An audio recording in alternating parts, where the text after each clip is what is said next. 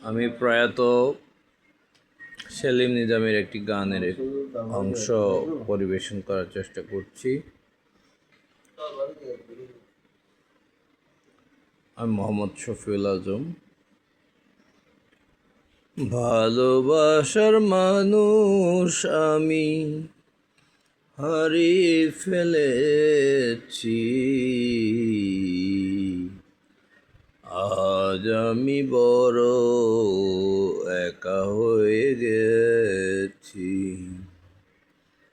ভালোবাসার মানুষ আমি হারিয়ে ফেলেছি, আজ আমি বড় একা হয়ে গেছি। সে আর আমি কত রাত একসাথে কাটিয়েছি।